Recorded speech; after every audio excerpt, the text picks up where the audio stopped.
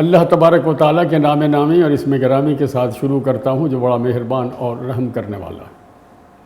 صاحبوں، میں نے پچھلا پروگرام ملک کے ممتاز شاعر سلیم کوثر کے بارے میں کیا تھا۔ پروگرام سننے کے بعد سلیم کوثر نے مجھے کہا کہ اس میں ایک چھوٹی سی غلطی ہو گئی ہے، اور وہ یہ کہ میں نے اپنے پروگرام میں اپنی معلومات کے مطابق یہ کہا تھا کہ ادبیات پاکستان کراچی کے ایک افسر ان کے گھر میں 2 لاکھ روپے کا چیک لے کر آئے۔ دراصل وہ 2 لاکھ روپے کا نہیں، 25,000 روپے کا چیک تھا۔ دوسری وضاحت یہ کرنا ضروری ہے کہ میں نے اپنے پروگرام میں یہ کہا تھا کہ 11 برس سے سلیم کوثر ایک موذی مرض میں مبتلا ہیں۔ وہ پی ٹی وی سے ریٹائر ہوئے ہیں، مگر پی ٹی وی نے ان کی کوئی مالی معاونت یا ان کے علاج معالجے کے لیے کسی بھی قسم کی کوئی مدد نہیں کی۔ لیکن مجھے سلیم کوثر نے یہ بتایا کہ پی ٹی وی نے ایک بار ان کو ریڈیشن کے کوئی 3 یا 4 لاکھ روپے کا بل ادا کیے تھے۔ باقی 11 برس سے میرا بیٹا جو ڈاکٹر ہے اور میرے بچے میری اس مرض کی علاج میں مسلسل مصروف ہیں اور کسی قسم کی وہ کوتاہی نہیں کر رہے۔ اس وضاحت کے بعد صاحبوں، آج ہمارا پروگرام ہے حمایت علی شاعر کے بارے میں۔ حمایت علی شاعر ہمارے ملک کے، اردو دنیا کے اتنے معروف، اتنے معتبر، اتنے مقبول اور اتنے خوبصورت اور اتنے مشہور شاعر ہیں کہ ان کی بہت سی باتیں تو لوگوں کے علم میں ہیں، لیکن میں کوشش کرتا ہوں کہ اپنے پروگرام میں کچھ ایسی باتیں بتاؤں جو عام لوگوں کے علم میں نہیں ہوتی۔ اصل میں حمایت علی شاعر میرے استاد بھی تھے، میرے شفیق اور مہربان تھے۔ میری ادبی زندگی میں جتنی معاونت اور مدد حمایت علی شاعر کی شامل ہے، امر واقعی ہے کہ وہ کسی اور کی نہیں ہے۔ حمایت علی شاعر 1926 میں اورنگ آباد میں پیدا ہوئے۔ یہ مہاراشٹر کا علاقہ ہے جو حیدرآباد دکن کی ریاست میں شامل ہے۔ حمایت علی شاعر جب پیدا ہوئے 1926 میں، تو 4 برس کے بعد ان کے سر سے ان کی والدہ کا سایہ اٹھ گیا، یعنی دست شفقت جو ایک ماں کا بچے پر مسلسل ہوتا ہے، اس سے وہ محروم ہو گئے۔ کچھ عرصے کے بعد حمایت علی شاعر کے والد نے دوسری شادی کی۔ تب اس وقت حمایت علی شاعر کی عمر 9-10 برس کی تھی۔ 2-1 سال تو وہ اپنے گھر رہے۔ اس کے بعد بوجوہ وہ اپنے گھر سے بھاگ گئے اور بھاگ کر حیدرآباد دکن آ گئے۔ حیدرآباد دکن میں ان کا نہ کوئی واقف تھا، نہ کوئی جاننے والا تھا، نہ کوئی رشتہ دار تھا، نہ ٹھور تھا، نہ ٹھکانہ تھا، نہ پیسے تھے، نہ پائی تھے، نہ دام و درہم تھے۔ ظاہر ہے وہ بالکل بے وسیلہ ایک اجنبی شہر میں 12 سال کی عمر کا نوجوان ادھر ادھر گلیوں میں چکر کاٹتا رہا۔ رات ہوتی تو وہ کسی خانقاہ میں، کسی مسجد میں، کسی درگاہ میں سو جاتے۔ زیادہ تر وہ موسیٰ ندی جو دکن کی ایک مشہور ندی ہے اور عموماً خشک رہتی تھی، اس ندی کے ساتھ ایک چھوٹا سا ایک لیٹنے کی سی جگہ بنی ہوئی تھی۔ وہ وہاں لیٹ جاتے اور اتنی خطرناک حالات میں سوتے تھے کہ اگر خوابیدگی کے عالم میں انہیں بامر مجبوری کروٹ لینا پڑے تو وہ گر کر ندی کے گندے نالے میں گر جائیں۔ حیدرآباد دکن کے قیام کے ابتدائی دنوں میں انہیں ایک افتخار نامی نوجوان سے ان کا تعلق پیدا ہو گیا۔ وہ سوشلسٹ نظریات کے نوجوان تھے۔ حمایت علی شاعر ان کی صحبت میں سوشلسٹ نظریات سے اتفاق کر گئے، اور یوں ان کی زندگی جو ایک ضدی، ہٹ دھرم، معاشرتی اور معاشی ناہمواری کے خلاف ہمیشہ لڑنے والا نوجوان تھا، اسے اٹریکٹ کیا سوشلزم نے، اور اس طرح ساری زندگی حمایت علی شاعر نے اسی نظریے پر اپنی زندگی گزاری۔ حمایت علی شاعر اسی جد و جہد میں مصروف رہے۔ جہاں کچھ مل گیا کھا لیا، کچھ سلام دعا لوگوں سے ہونے لگی کہ اسی دوران ایک اخبار میں اشتہار چھپا۔ یہ روزنامہ جنا تھا۔ اشتہار میں لکھا تھا کہ انہیں کسی کالم نگار کی ضرورت ہے۔ حمایت علی شاعر کی عمر 12-13 برس کی تھی۔ لکھنے لکھانے کا شوق تھا، شعر وہ بچپن سے کہتے تھے۔ وہ اس اخبار کے دفتر پہنچ گئے اور انہیں اس دفتر میں کالم نگاری کی ملازمت مل گئی۔ بہت چھوٹی سی تنخواہ تھی۔ اب مسئلہ رات سونے کا تھا۔ تو انہوں نے معمول بنایا کہ جو کالم لکھنے والا کام ہے وہ تو آپ کالم کہیں بھی بیٹھ کر لکھ کر دفتر میں لے جا کر جمع کرا سکتے تھے، مگر حمایت علی شاعر نے اپنا زیادہ وقت اخبار کے دفتر میں گزارا اور بہت سارے دوسروں کے کام کرتے رہے، جس کے نتیجے میں اخبار کے مالک نے انہیں اخبار ہی کے دفتر میں سونے کی اجازت دی۔ حمایت علی شاعر کی ملاقات وہاں مرزا ظفر الحسن سے ہو گئی۔ وہ ریڈیو پاکستان دکن سے وابستہ تھے، تو انہوں نے کہا کہ حمایت تمہاری آواز بہت اچھی ہے، تو تم ہمارے ریڈیو کو جوائن کر لو۔ تو ایز اے اناؤنسر حمایت علی شاعر نے بحیثیت اناؤنسر کے ریڈیو پر اپنی زندگی کے کیریئر کا آغاز کیا۔ وہ ٹھیک ٹھاک سی زندگی گزار رہے تھے، ظاہر گھر سے والد سے ان کا اب رابطہ نہیں تھا اور پریشانی میں کسی بھی قسم کی کوئی کمی نہیں آئی تھی۔ اس کے ساتھ جب وہاں کا ماحول تھا وہ حمایت علی شاعر کو بہت پسند آیا کہ وہاں وراثت مرزا تھے، وہاں بدر رضوان تھے، وہاں رفعت شعور تھے، وہاں ابراہیم جلیس تھے۔ تو اس طرح حمایت علی شاعر کی 12، 13، 14 سال کی عمر میں اردو ادب کے بہت نامور ادیب شاعر جن کو مستقبل میں ہونا تھا ان سے ان کے تعلقات استوار ہو گئے۔ اس کے دوران سن 1948 میں بھارتی فوج نے حیدرآباد دکن کی ریاست پر حملہ کر دیا۔ نواب کی فوج تو نہیں لڑی لیکن عوام لڑے۔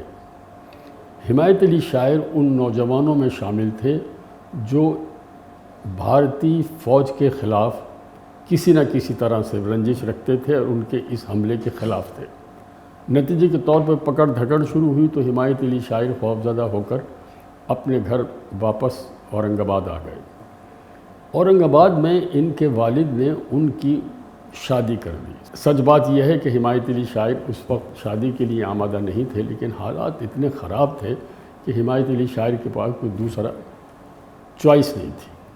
شادی کرنے کے بعد جب حالات تھوڑے سے بہتر ہوئے تو واپس دکن آئے، اور دکن آنے کے بعد انہوں نے پھر ریڈیو پر کام کرنا شروع کر دیا۔ ان کی اہلیہ کہانیاں لکھتی تھی اور ان کو بھی وہاں مدرس یعنی ٹیچر کی حیثیت سے اسکول میں ملازمت مل گئی۔ سن 1950 میں حمایت علی شاعر جس گروپ میں شامل تھے اس گروپ میں بھارتی فوج نے اور بھارتی حکومت نے ان پر بڑی سختیاں کی، تو وہ واپس چلے گئے اپنے والد کے پاس۔ جب وہ وہاں سال 6 مہینے رہے تو ان کے والد نے کرشن چندر کے نام ایک خط ان کو لکھ کر دیا اور کہا کہ تم بمبئی جاؤ اور یہ خط وہاں دے دو۔ حمایت علی شاعر بمبئی چلے گئے۔ بمبئی ریڈیو پر ایک خلقت تھی، بہت بڑے بڑے ادیب و شاعر اپنی زندگی کی جد و جہد میں مصروف تھے۔ کرشن چندر کے پاس ایک گھر تھا جس گھر کے اوپری حصے پر ساحر لدھیانوی اپنی والدہ اور نانی کے ساتھ رہتے تھے۔ نیچے ایک کمرہ حمایت علی شاعر کو مل گیا۔ رہائش کا مسئلہ تو حل ہو گیا، اب وہ روزگار کی تلاش میں تھے کہ انہیں وہاں بمبئی میں رفعت شعور مل گئے۔ انہوں نے کہا کہ اب تم بمبئی ریڈیو پر آ جاؤ، اور یوں حمایت علی شاعر بمبئی ریڈیو پر چلے گئے اور انہوں نے وہاں بحیثیت اناؤنسر کے کام شروع کر دیا۔ یہ بمبئی ریڈیو پر بھی بہت سے بڑے بڑے نامور لوگ تھے جن کے ساتھ ان کی صحبتیں رہیں۔ یہ وہاں ٹھیک ٹھاک سی زندگی گزار رہے تھے کہ ان کے خلاف حیدرآباد دکن یا حیدرآباد کی ریاست یا بھارتی فوج نے ان کے خلاف ان کی تلاش میں تھے۔ ایک موقع پر رفعت شعور نے کہا کہ حمایت علی شاعر، چونکہ تم میری معرفت ریڈیو بمبئی پر آئے ہو، اب اگر حکومت جس طرح تمہارے ساتھ رویہ اختیار کیے ہوئے ہے یہ صورتحال برقرار رہی تو میری نوکری بھی جائیے۔ تو حمایت علی شاعر نے وہاں سے ملازمت چھوڑ دی۔ اسی دوران ان کے والد نے انہیں خط لکھا اور کہا کہ یہاں اورنگ آباد میں بھی پولیس تمہاری تلاش میں ہے، تو کوئی ایسا راستہ نکالو کہ تم واپس اپنے شہر آ جاؤ۔ حمایت علی شاعر، ظاہر ہے اس زمانے میں ٹیلی فون اور موبائل کا سسٹم تو تھا ہی نہیں، ان کے پاس پیسے نہیں تھے واپسی جانے کے۔ وہ اس سلسلے میں بڑے پریشان تھے کہ کرشن چندر کی معرفت یا ساحر لدھیانوی کی معرفت، ان کا تعلق ایک پروڈیوسر ہو گیا۔ وہ پروڈیوسر ایک فلم بنانا چاہتے تھے۔ اس فلم میں انہوں نے کہا حمایت علی شاعر سے کہ میں آپ کو 200 روپے دوں گا میری فلموں کے گیت لکھ دیں مگر ٹائٹل پر آپ کا نام نہیں چھپے گا، یہ گیت کسی اور کے نام سے ٹائٹل پہ دکھائے جائیں گے۔ حمایت علی شاعر کے سامنے اس وقت زندگی اتنی مشکل، اتنی دشوار تھی، جیسا کہ انہوں نے ایک بار کہا کہ ایک وقت ایسا بھی آیا تھا ان پر کہ وہ خودکشی کرنا چاہتے تھے۔ حمایت علی شاعر نے اس پر رضامندی کا اظہار کیا۔ اس فلم کے لیے انہوں نے 6 گانے لکھے اور 200 روپے لے کر وہ واپس اورنگ آباد اپنے والد کے پاس آ گئے۔ جب وہ اپنے والد کے پاس پہنچے تو وہاں صورتحال بہت سنگین تھی، چونکہ ان کی والد کی زمینوں پر بھی حکومت جو ہے قبضہ کرنے، جو وہ اصلاحات آئی تھی زرعی، اس میں ان کی بہت سی زمینیں جو ہیں وہ اصلاحات میں جا رہی تھی، ان کی اپنی ملازمت خطرے میں تھی۔ تو انہوں نے یہ کہا کہ تم کسی نہ کسی طرح چھپتے چھپاتے پاکستان چلے جاؤ، اور جب وہاں حالات سازگار دیکھو تو واپس آ کر اپنی اہلیہ کو لے جانا۔ حمایت علی شاعر نے حیدرآباد، دکن اور بمبئی کا سفر طے کرنے کے بعد اپنے آبائی وطن اورنگ آباد سے پاکستان آنے کا ارادہ کیا، اور 1950 میں وہ کھوکھرا پار کے راستے پہلے میر پور خاص، پھر حیدرآباد اور اس کے بعد کراچی آ گئے۔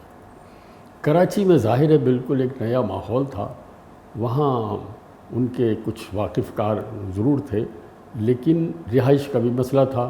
شروع میں وہ جھوپڑ پٹی میں سوتے رہے، اس کے بعد حکومت نے وہیں پر ایک حیدرآباد کالونی قائم کی تھی جس میں بہت سارے لوگ جھگیاں ڈال ڈال کر رہ رہے تھے۔ حمایت علی شاعر اکیلے آدمی تھے، انہوں نے بھی اپنی رہائش کا جیسے تیسے ایک جھونپڑی میں انتظام کر لیا، اور ان کو ریڈیو پاکستان میں اناؤنسر کی جاب مل گئی۔